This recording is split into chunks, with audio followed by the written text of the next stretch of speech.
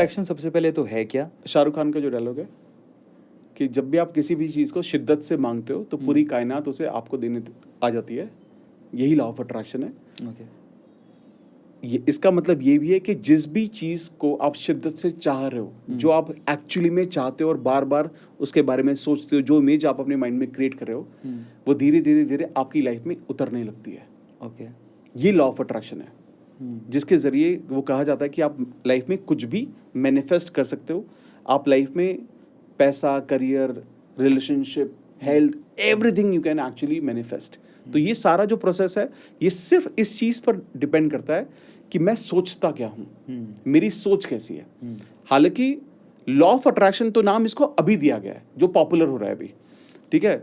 बहुत मतलब I think more than 100 year old एक किताब है नेविल गोडार्ड की, उन्होंने किताब की, उन्होंने बताया था लॉ ऑफ अजम्पशन। ओके। ठीक है। तो बहुत सारे लोग कंफ्यूज होते हैं कि लॉ ऑफ अजम्पशन क्या है, लॉ ऑफ अट्रैक्शन क्या है। सिद्धांत सारे सेम है।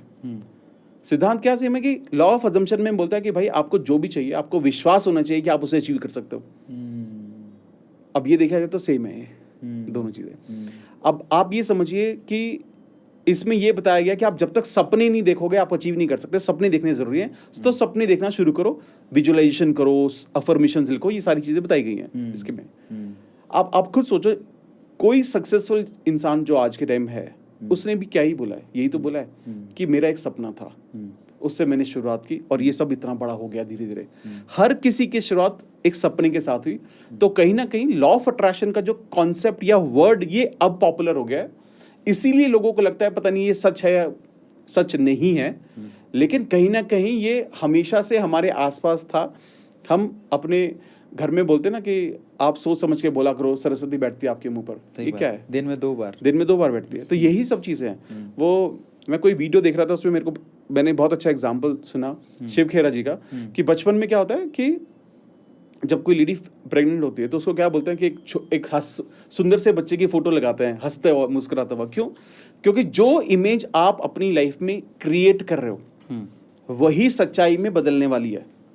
सत्य। तो जो भी हमारी जिंदगी में आज हो रहा है, ये मेरे पास्ट का नतीजा है कि मेरी सोच कैसी थी, ना कि मेरे हालात कैसे थे, मेरी सोच कैसी थी। और जो कल होने वाला है वो इस पे डिपेंड करता है कि मैं आज कैसे सोचता हूँ। इसीलिए अगर मैं चाहूं तो आज से अपनी जिंदगी बदलना शुरू कर सकता हूँ। ये लॉ इतना पावरफुल है। लेकिन कभी कभार होता है ना, जैसे कोई प्रेग्नेंट वुमेन है, उसने रूम में उसके पति ने फोटो तो लगा के दी ऋतिक रोशन की, लेकिन हो गया चंकी। तो उसका कारण क्या है? लॉ ऑफ अट्रैक्शन वहाँ काम क्यों नहीं किया?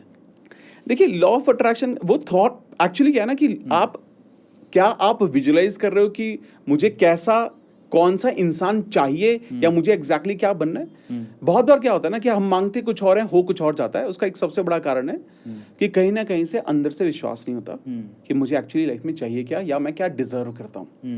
ये डिजर्विंग बहुत बहुत इंपॉर्टेंट है। अगर मुझे लाइफ में बोला जा रहा है कि यार मैं ना आपको एक काम करता हूँ, मैं आपको ना 500 करोड़ रुपए देता हूँ और ये आपका इतना पैसा मैं आपको देता हूँ, यू डिजर्व इट। बहुत सारे लोग सोचेंगे नहीं यार, क्या मजाक कर रहा है, क्या कर रहा है। तो लोगों को यकीन ही नहीं होगा।